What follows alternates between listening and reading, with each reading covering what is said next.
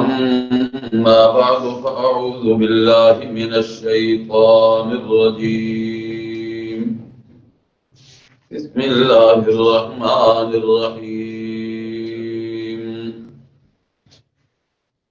وقاتلوهم حتى لا تكون فتنة ويكون الدين لله فإن انتهوا فلا عدوان إلا على الظالمين.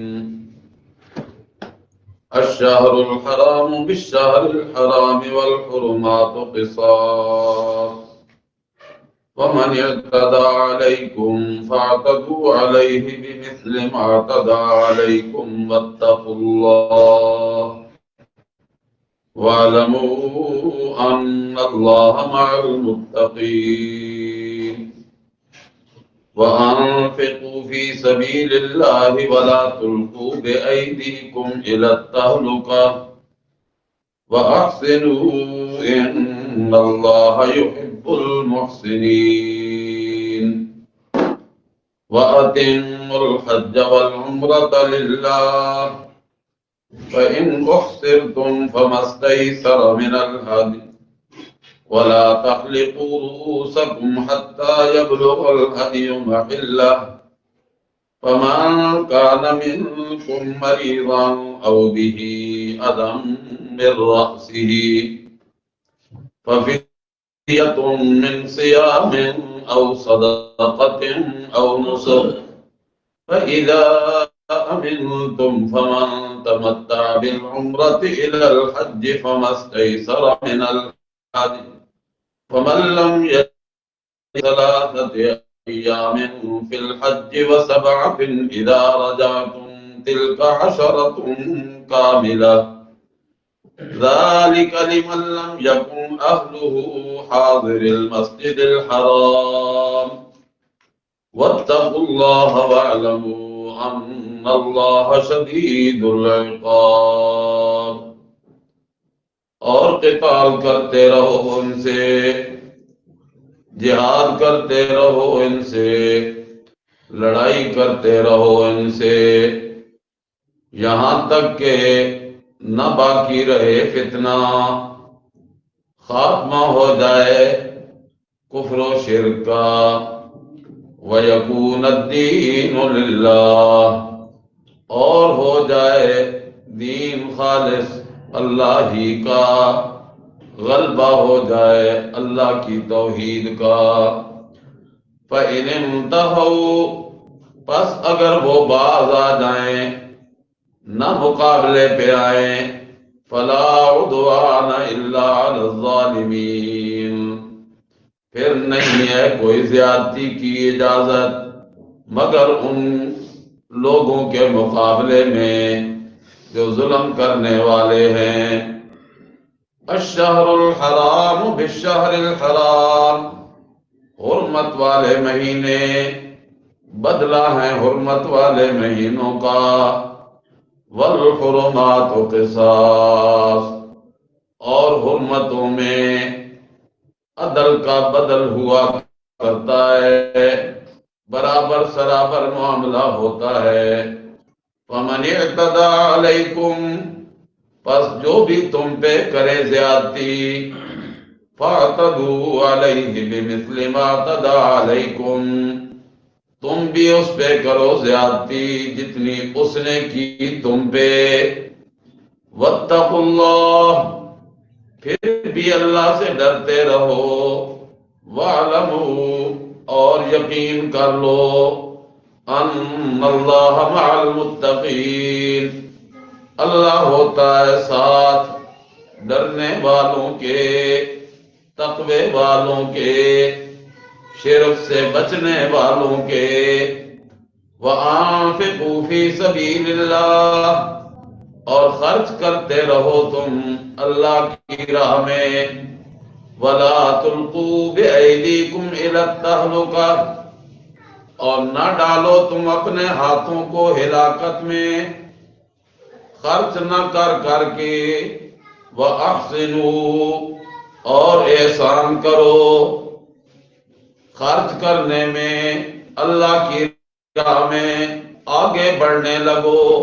ان اللہ یحب المحسنین، بے شک اللہ محبت کرتا ہے احسان کرنے والوں سے۔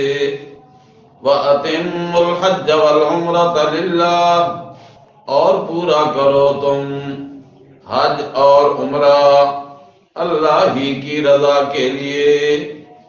فَإِنْ أُحْصِرْتُمْ، پس اگر تم روک لیے جاؤ، فَمَا اسْتَيْسَرَ مِنَ الْهَدْيِ، پس جو آسان ہو قربانی کا جانور۔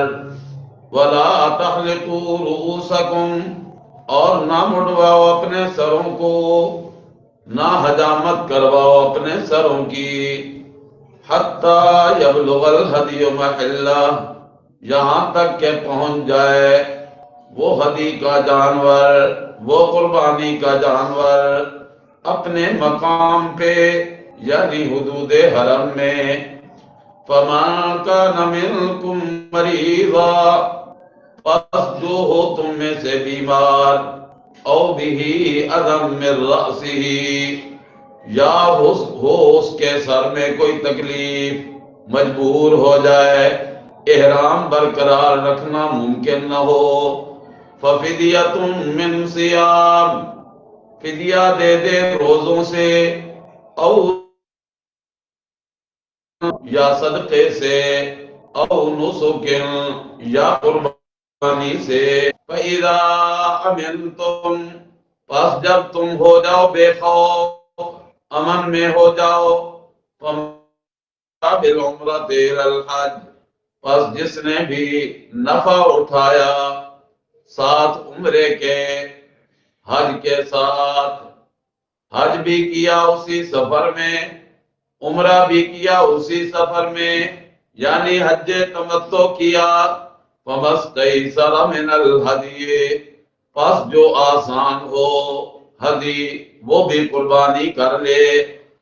فَمَن لَّمْ يَجِدْ، پس جو نہ پائے وہ ہدی کا جانور، فَصِيَامُ ثَلَاثَةِ أَيَّامٍ فِي الْحَجِّ، روزے رکھے 3 دن ایام میں۔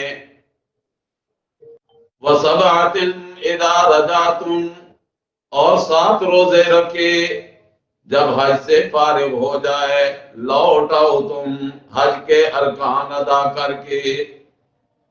تِلْكَ عَشَرَةٌ كَامِلَةٌ، یہ 10 ہو جائیں گے روزے پورے، یہ 10 روزے بدل ہو جائے گا کامل۔ ذَلِكَ، یہ اس شخص کے لیے ہے، مَن لَّمْ يَكُنْ أَهْلُهُ حَاضِرِ الْمَسْجِدِ الْحَرَامِ، جس کی رہائش نہیں ہے مسجد حرام میں، جس کے رہنے والے، جس کے گھر والے نہیں رہتے مکہ مکرمہ میں۔ وَاتَّقُوا اللَّهَ، ڈرتے رہو تم اللہ سے۔ وَاعْلَمُوا، اور جان لو، أَنَّ اللَّهَ شَدِيدُ الْعِقَابِ، اگر کی نافرمانی اللہ کی تو اللہ بڑھنے والا ہے۔ سبحانک لا علم لنا الا ما علمتنا انک انت العلیم الحکیم۔ اللهم صل على سيدنا ومولانا محمد وعلى آل سيدنا ومولانا محمد وبارك وسلم ثم صل عليه۔ 3 ہفتوں کے تعداد آج اللہ کے فضل و رحمت سے پھر سے اپنے سبق کا آغاز وہیں سے ہو رہا ہے جہاں پہ سبق مکمل ہوا تھا۔ سورۃ بقرہ کی آیت نمبر 193، 94، 95، 96، 4 آیات مبارکہ ہیں جو آج کا ہمارا سبق ہے، جو لفظی ترجمے کے ساتھ آپ نے سماعت کیا۔ اللہ اس دھرتی پہ چاہتے یہ ہیں کہ دھرتی امن سے قائم رہے، سلامتی اور سکون سے بھری رہے، لیکن یہ امن، یہ سکون، یہ سلامتی کب قائم کیسے ہو سکتی ہے، قائم کیسے رہ سکتی ہے، اس کے لیے ایک ہی شرط ہے کہ دھرتی پہ رہنے والے ایمان کی دولت سے مالا مال ہو جائے۔ بس ایمان مل گیا، امن مل جائے گا، امن مل گیا، سلامتی اور سکون مل جائے گا۔ اور اگر کوئی امن کی راہ ڈھونڈتا ہے ایمان کے بغیر کہ مجھے امن بھی ملے، ایمان کی ضرورت نہیں، تو پھر یہ اس کی خام خیالی ہے، ممکنات ہی سے نہیں کہ بغیر ایمان کے دھرتی پہ امن قائم ہو جائے۔ اور ایمان کا حصول تب ممکن ہے جب اللہ کا بندہ رخ کر لے اللہ کی کتاب کی طرف۔ اسی لیے کسی معرفت والے نے بڑا عمدہ قول کیا ہے کہ امن حاصل ہوتا ہے ایمان سے، اور ایمان حاصل ہوتا ہے قرآن سے۔ مسائل تو چل رہے تھے جہاد کے، وابیلا بھی یہی کیا جاتا رہا اور آج بھی کیا جا رہا ہے کہ یہ جہاد، یہ تو قتل و غارت ہے، یہ تو دنگا و فساد ہے، یہ تو نری بدامنی ہے، جبکہ رب کا قرآن کہتا ہے کہ جہاد حقیقی امن کا مین گیٹ ہے، بڑا دروازہ ہے۔ اگر جہاد کو نکال دیا جائے اسلام کی حویلی سے، ایمان کی کوٹھی سے، ایمان کی مملکت سے، اسلام کی سلطنت سے، تو پھر امن کی خواہش کرنا یا سلامتی کا دعویٰ کرنا بے سود رہ جاتا ہے۔ جہاد قتل و غارت گری کا نام نہیں، جہاد دنگا و فساد کا نام نہیں، بلکہ جہاد تو امن کی ضمانت ہے، سلامتی کی نوید ہے، جسے سمجھا یہ جا رہا ہے کہ اس سے بدامنی آتی ہے، قتل و غارت آتی ہے۔ نہیں، جہاد قتل و غارت کا درس نہیں دیتا، جہاد تو فتنے کے مٹانے کا بڑا سبب اور ذریعہ ہے۔ رب بھی کہتے ہیں وَقَاتِلُوهُمْ حَتَّى لَا تَكُونَ فِتْنَةٌ، اور سب سے بڑا فتنہ شرک ہے۔ جب تک اس دھرتی پہ یہ خاتمہ نہیں ہوتا شرک کا، نہیں ختم ہوتی یہ بیماری، اس وقت تک جہاد بھی چلتا رہے گا۔ رسول اللہ صلی اللہ علیہ وسلم کا ارشاد ہے الجہاد ماضٍ الی یوم القیامت، جہاد نے تو قیامت تک برقرار رہنا ہے۔ ہاں، جہاد کی جو شرائط ہیں، ان شرائط کا پایا جانا انتہائی ضروری ہے۔ حضرت علی رضی اللہ تعالی عنہ تیاری کر رہے تھے میدان میں جانے کی۔ رسول اللہ صلی اللہ علیہ وسلم نے فرمایا اے علی، جب تیرا آمنا سامنا ہو جائے، مقابلہ ہونے لگے، تو ایسا نہیں کہ جاتے ہی اس پہ تلوار چلانا شروع کر دے دیا، نہ، سب سے پہلے اس کو دعوت اسلام کی دینی ہے، دعوت ایمان کی دینی ہے۔ اگر وہ قبول کر لے فَبِهَا، نہیں قبول کرتا پھر اسے کہہ دینا چاہیے کہ تو پھر ذمہ بن جا، مطیع بن جا، اسلامی آرڈر کے تحت اپنی زندگی کو لے آ۔ اگر مان جائے فَبِهَا، نہیں تو پھر جا کے آخری درجہ آتا ہے کہ پھر دو بدو مقابلہ کرنا ہے. پھر تو وہ ضد پہ آ گیا نا، اناد پہ آ گیا، ڈرمی پہ آ گیا. اللہ کریم فرماتے ہیں قاتلوہم حتی لا تکون فتنہ ویکون الدین للہ، اور دین سارے کا سارا اللہ ہی کے لیے ہو جائے. یعنی اللہ کی دھرتی پہ، اللہ کی زمین پہ اللہ کا قانون نافذ ہو جائے، دین کا غلبہ ہو جائے. فَإِنِ انتہوا، اگر یہ مقابلہ کرنے سے رک جائیں تو پھر اسلام کی تعلیم تو یہ ہے، امن کی دائی کتاب کا حکم تو یہ ہے لا عدوان، پھر کوئی زیادتی نہیں، پھر کوئی مقابلہ نہیں. اگر وہ نہیں آتے مقابلے میں پھر ادھر بھی کوئی مقابلہ نہیں. ہاں الا علی الظالمین، جو ظالم ہیں، اندر اندر سے جڑیں کھوکھلی کرنے کی کوشش میں لگی ہوئی ہیں، ان کو اسلام برداشت نہیں کرتا. جس طرح سورت تحریم میں اللہ اپنے پیغمبر کو حکم دیتے ہوئے کہتے ہیں یا ایھا النبی جاہد الکفار والمنافقین واغلظ علیہم، سختی کرنی ہے ان پہ، اور اگر اس سختی سے وہ مقابلے سے باز آ جائیں لا عدوان، کوئی زیادتی نہیں ہے.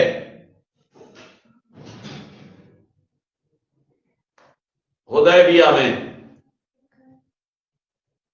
آپس میں معاہدہ ہو گیا، آ رہے تھے عمرہ کرنے کے لیے، رکاوٹ ڈال دی گئی، ہتھیار نکال لیے گئے. پھر معاہدہ یہ ہوا کہ اس سال واپس چلے جائیں، آئندہ سال عمرے کے لیے آئیں، جسے عمرۃ القضاء کہا جاتا ہے.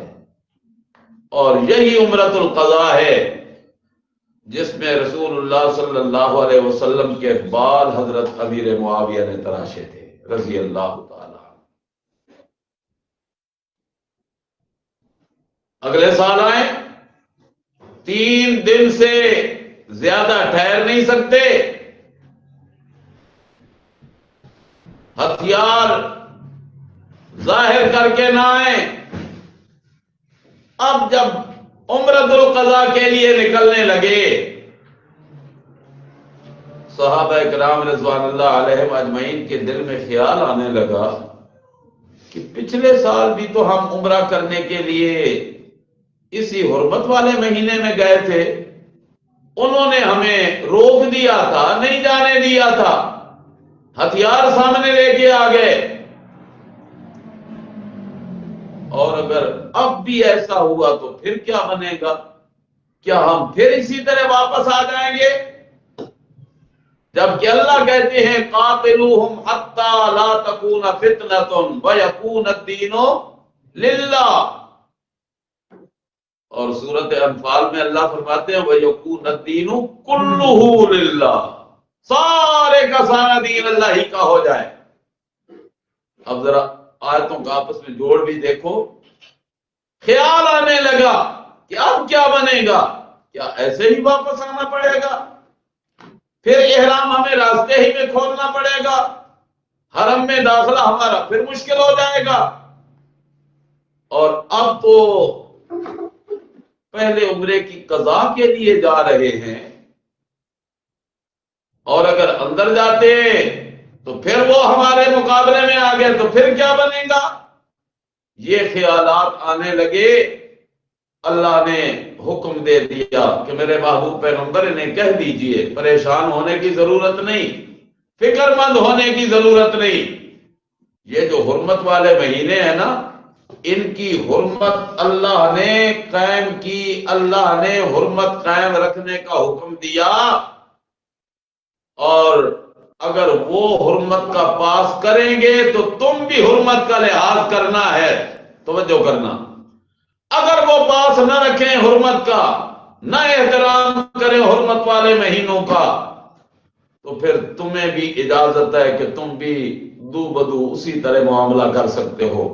اللہ نے فرمایا الشہر الحرام بالشہر الحرام والحرمات قصاص، حرمت والے مہینے بدلہ ہیں حرمت والے مہینوں کا، اگر وہ حرمت کا لحاظ کریں تو تم بھی لحاظ کرنا، اگر وہ لحاظ نہ کریں تو تمہیں بھی اجازت ہے، اس لیے کہ الحرمات قصاص، حرمتوں کا تعلق برابر سرابر ہوتا ہے، اگر وہ لحاظ کریں گے تو تم بھی لحاظ کرنا، لیکن من اعتدی علیکم، اگر وہ حرمت کا لحاظ نہ کرتے ہوئے تم پہ کوئی زیادتی کریں تو فَاعْتَدُوا عَلَيْهِ بِمِثْلِ مَا اعْتَدَىٰ عَلَيْكُمْ، تم بھی اتنا ان سے معاملہ کر سکتے ہو جتنا انہوں نے کیا، زیادتی نہیں کرنی، حد سے تجاوز نہیں کرنا، جتنا انہوں نے کیا اتنا ہی کرنا ہے،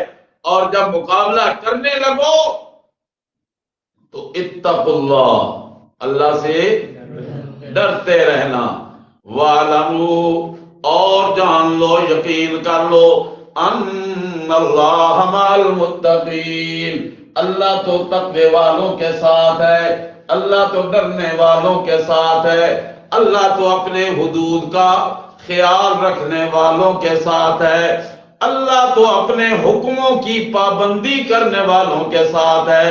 اگر تم نے تقوی اختیار کر لیا، اللہ کی نافرمانیوں سے بچ کے زندگی گزارنے لگے، یا باعث سفر کا معاملہ طے کرنے لگے، تو سمجھ لو کہ اللہ کی مدد تمہارے ساتھ ہوگی، وَاعْلَمُوا أَنَّ اللَّهَ مَعَ الْمُتَّقِينَ، جان لو تم، اعلموا بمانے تیقنوا، یقین کر لینا کہ ان اللہ مع المتقین، اللہ کی معیت، اللہ کی سنگت، اللہ کا ساتھ، اللہ کی نصرت متقیوں کے ساتھ ہوگی۔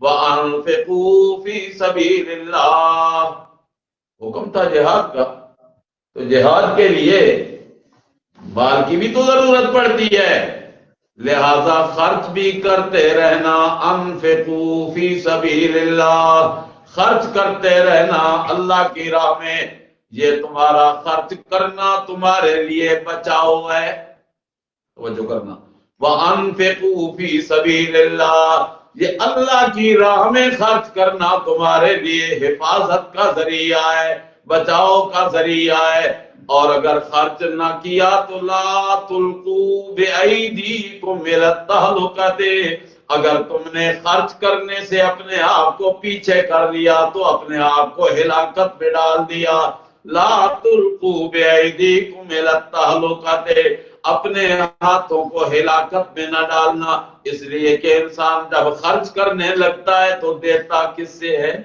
ہاتھوں سے، جب دیتا ہاتھوں سے ہے تو گویا اس نے خرچ نہ کر کے، نہ دے کر اپنے ہاتھوں کو روک لیا خرچ کرنے سے، جب ہاتھوں کو روکا تو گویا اس نے اپنے ہاتھوں کو ہلاکت میں ڈال دیا، اور ہاتھ ہلاکت میں ڈال گئے تو وجود بچ جائے گا نہیں، جہاں ذکر ہاتھوں کا ہے مراد پورا وجود ہے، اپنے آپ کو ہلاکت میں نہ ڈالو، اور جب خرچ کرنے لگو تو پھر بھی حساب کر کر کے نہیں، احسنو، احسان کا معاملہ کرنا، یعنی جب خرچ کرنے لگو تو کچھ اضافہ کر کے خرچ کر لیا کرو، احسان کرنا تمہارا کام ہوگا، تم سے محبت کرنا میرے رب کا کام ہوگا، ان اللہ یحب المحسنین، اللہ محبت کرتے رہتے ہیں احسان کرنے والوں کے ساتھ، یعنی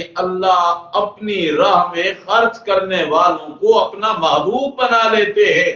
آگے اللہ کریم نے پھر وہی عنوان ذکر کرنا شروع کر دیا جو ابتدا میں شروع تھا، وہ تھا حج کا اور عمرے کا، فرما اتم الحج والعمرۃ للہ۔ حج کی 3 قسمیں ہوتی ہیں، ایک ہے حج افراد، ایک ہے حج تمتع، ایک ہے حج قران۔ حج افراد یہ ہے کہ بندہ گھر سے نکلے اور صرف حج کا احرام باندھ کے نکلے، اور اتنے تک احرام نہ کھولے جب تک کہ حج پورا نہ کر لے۔ اور دوسری قسم ہے حج قران، حج اور عمرے دونوں کا اکٹھا احرام باندھے، پہلے عمرہ کرے لیکن احرام نہ کھولے، پھر ایام حج میں حج کا ارادہ، حج کا عمل شروع، جب حج سے فارغ ہو جائے پھر جا کے احرام کھولے۔ تیسری قسم ہے حج تمتع،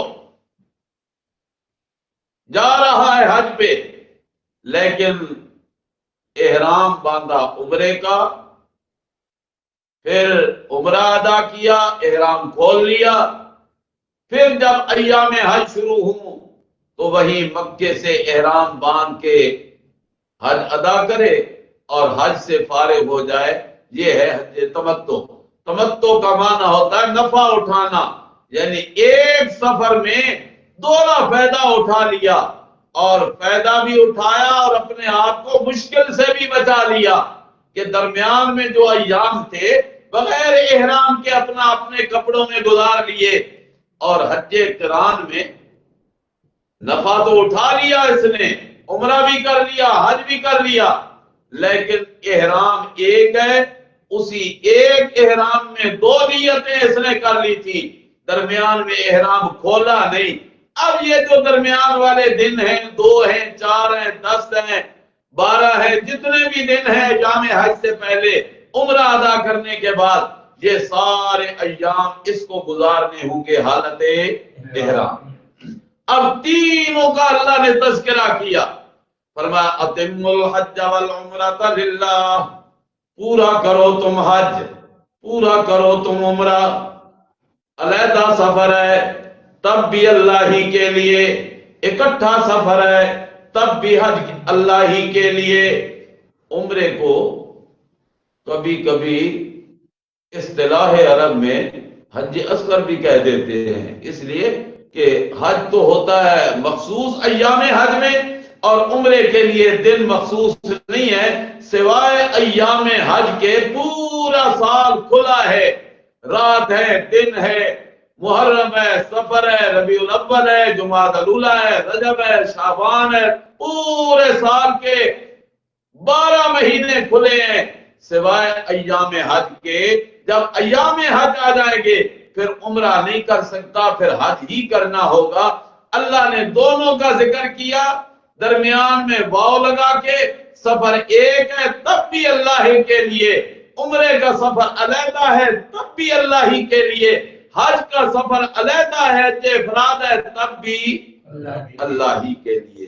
گویا یہ سفر، اس سفر میں اللہ کے بغیر کسی اور کا ارادہ نہ کرے، وگرنہ پیسہ بھی برباد ہوگا، سفر بھی تباہ ہوگا، بجائے ثواب کے الٹا گناہ ہوگا۔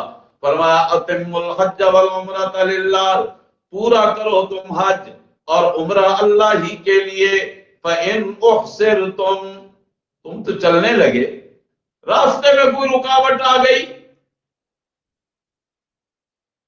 دشمن نے حملہ کر دیا، جہازوں پہ پابندی لگ گئی، بحری راستہ بھی بند، ہوائی راستہ بھی بند، اب تم معذور ہو گئے، احرام باندھ لیا تھا، اب کیا کیا جائے؟ اب احرام تو ویسے کھول نہیں سکتا، فرمایا اب رکاوٹ آ جانے کی وجہ سے ما استیسر من الہدی، جو آسان ہو ہدی کا جانور، قربانی کا جانور، اور اس کو بھیجا جائے حدود حرم میں، یا وہاں کسی رہنے والے کو اطلاع کر دی جائے کہ میری طرف سے وہاں قربانی خرید کے قربانی کر لو۔ وہ کہتا ہے ٹھیک ہے میں 2 دن کے بعد تیری طرف سے جانور قربان کر لوں گا، وہ 2 دن یہاں بھی حالت احرام میں رہے گا، جب وہ ٹائم پورا ہوگا جس ٹائم کا اس نے قربان کرنے کا وعدہ کیا تھا، جب وہ وقت پورا ہوگا تو تب یہ اپنا احرام کھول سکتا ہے۔ وَلَا تَحْلِقُوا رُؤُوسَكُمْ، حتی یبلغ الہدی محلہ، چونکہ احرام باندھ لیا تھا، نیت کرنی تھی، اب سر نہیں مڑوا سکتا، احرام نہیں کھول سکتا جب تک کہ ہدی کا جانور وہاں صرف پہنچ نہیں، وہاں جا کے قربان بھی ہو جائے۔ حتی یبلغ الہدی محلہ، وہ جگہ جہاں قربانی کی جاتی ہے، یعنی حدود حرم۔ فمن کان مریضا، فمن کان منکم مریضا، رکاوٹ تو کوئی نہیں آئی، احرام باندھ لیا حج کا، ابھی حج کے ایام آئے نہیں، دن زیادہ رہتے ہیں، کوئی بیماری ایسی ہو گئی جس بیماری کی وجہ سے حج کے ارکان کرنا ادا ممکن نہیں رہا، او بھی اذى من راسہ، یا سر میں کوئی تکلیف ہو گئی جس کی وجہ سے احرام کھولنا مجبوری بن گئی۔ رسول اللہ صلی اللہ علیہ وسلم گزر رہے تھے، ایک صحابی بیٹھے ہوئے ہیں احرام کی حالت میں، اوپر سے جوئیں گر رہی ہیں۔ آپ نے فرمایا اے یہ سر کے جانور تجھے بڑی تکلیف دے رہے ہیں؟ جی یا رسول اللہ، بڑا ستا رہے ہیں، لیکن میں نہ کنگا کر سکتا ہوں، اس لیے کہ خطرہ ہے کہ اگر وہ کیا ان کو گرانے کے لیے تو بال گر جائیں گے، اور اپنے عمل سے بال گریں گے تو پھر دم لازم آ جائے گا، اور ان کو گراؤں گا تو پھر زمین پہ کھلا چھوڑ دوں گا، ان کو تو پھر مارنا ہے، اور اگر اس کو ایک جو کو مارتا ہوں پھر دم لازم آتا ہے، کیا کیا جائے؟ تنگ بڑا کر رہے ہیں۔ آپ نے فرمایا احرام کھول لے اور دم دے دے۔ اللہ بھی یہی کہتے ہیں کہ فدیہ دے دے، اگر احرام کھولنا کسی مجبوری کے تحت مجبوری ہو گئی تو فدیۃ، پھر اس کا فدیہ دے دے، اور فدیے میں 3 چیزیں ہیں۔ پہلی چیز من صیام، روزے، دوسری چیز صدقہ، 6 مسکینوں کا کھانا، 3 سا یا اس کی قیمت کی مقدار گندم کی مقدار، اور نسوکن، یا تیسری چیز قربانی کرنا، بکری، دمبا، بھیڑ یا گائے، اونٹ، اس میں 7ویں حصے میں شرکت۔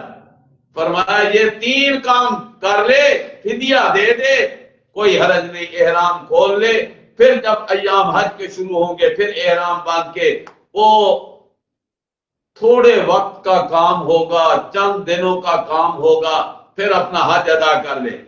فَإِذَا أَمِنْتُمْ، پس جب تم امن میں ہو جاؤ، خطرہ ختم ہو گیا، راستہ کھل گیا، راستے کی بندش رکاوٹ دور ہو گئی، فَمَنْ تَمَتَّعَ بِالْعُمْرَةِ إِلَى الْحَجِّ، پھر عمرہ کیا، حج کیا اور تمتع کیا، 2 نفع حاصل کر لیے، ایک سفر میں عمرہ بھی کر لیا، حج بھی کر لیا، فَمَسْتَيْسَرَ مِنَ الْهَدْيِ، اب اس پہ قربانی کرنا واجب ہو گیا، ضروری ہو گیا، ایک دم دے دے، اور وہ دم دم شکر کہلائے گا۔ وہ دم کیا کہلائے گا؟ دم شکر۔ امام شافعی رحمہ اللہ فرماتے ہیں وہ دم جزا ہے۔ بہرحال ہم امام ابو حنیفہ رحمہ اللہ کے مقلد ہیں، امام صاحب فرماتے ہیں جب نفع اٹھایا، سفر ایک کیا، عمرے پہ جاتا علیحدہ، حج پہ جاتا علیحدہ، لاکھوں روپے خرچ ہو جاتے، وقت بھی لگتا، سفر کی سہولتیں بھی جھیلتا، اب ایک سفر میں اس نے 2 فائدے حاصل کر لیے، تو اب اس نفع مل جانے پہ اللہ کا کیا ادا کرنا چاہیے؟ شکر۔ اور اس شکر والے دم سے، اس قربانی سے، اگر وہ کوئی گوشت کا حصہ خود کھانا چاہے تو کھا سکتا ہے۔ فرمایا فَمَنْ تَمَتَّعَ بِالْعُمْرَةِ إِلَى الْحَجِّ فَمَا اسْتَيْسَرَ مِنَ الْهَدْيِ فَمَن لَّمْ يَجِدْ، یہ دم دینے کے لیے وہ قربانی میسر نہیں، یا اس کے پاس پیسے نہیں جس سے وہ دم خرید کے، قربانی خرید کے ذبح کر لے، فرمایا فصیام ثلاثۃ ایام فی الحج، پھر ایام حج میں 3 روزے رکھ لے۔ کب؟ ایام حج میں، جو 9ویں ذی الحج تک پورے ہو جائیں 3، 6، 7، 8 کرے، 7، 8، 9 کرے، اس لیے کہ آگے آ رہا ہے پھر یوم الاضحیہ، یوم العید ہے، اور عید والے دن روزہ رکھنا حرام ہے۔ 3 روزے رکھ لے وہاں، وَسَبْعَةٍ إِذَا رَجَعْتُمْ، اور 7 روزے جب واپس لوٹے، یعنی حج مکمل ہو جائے، ابھی دن ہے وہیں پہ، اپنے ملک لوٹنے سے دن باقی ہیں، وہیں پہ 7 روزے رکھ سکتا ہے۔ 13 ذی الحج کو واپسی کی فلائٹ ہے، واپس آ جائے، 7 روزے آتے ہی اپنے ملک میں واپس لوٹ کے رکھ لے۔ 3 وہاں رکھے ایام حج میں، 7 ایام حج گزرنے کے بعد رکھے، کتنے ہو گئے؟ 10۔ اللہ فرماتے ہیں تِلْکَ عَشَرَةٌ کَامِلَةٌ، یہ 10 پورے ہو گئے۔ اب دوسرا معنی کرنے لگا ہوں، تِلْکَ عَشَرَةٌ، یہ 10 روزے ہو گئے۔ اللہ روزے تو 10 ہو گئے، میں نے تو کرنی تھی قربانی، اس لیے کہ میں نے حج اور عمرے دونوں کا اٹھایا نفع،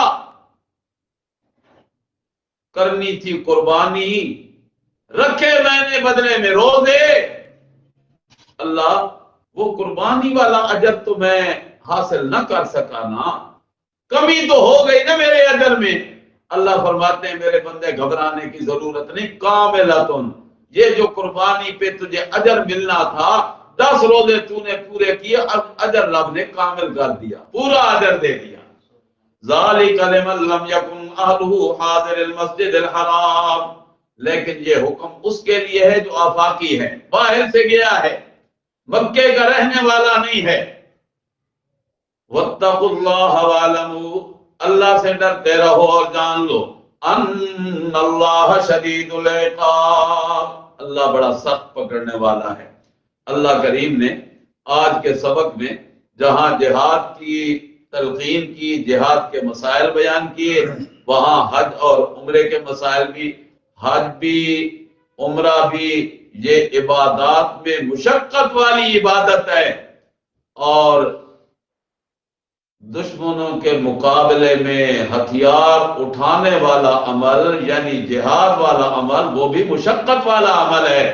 دونوں عملوں کو اللہ نے اکٹھا کر دیا ہے، یہ سمجھانے کے لیے کہ میرے بندوں مشقت جھیلنا تمہارا کام ہوگا اور اجر سے مالا مال کرنا میرا کام ہوگا۔ الحمدللہ۔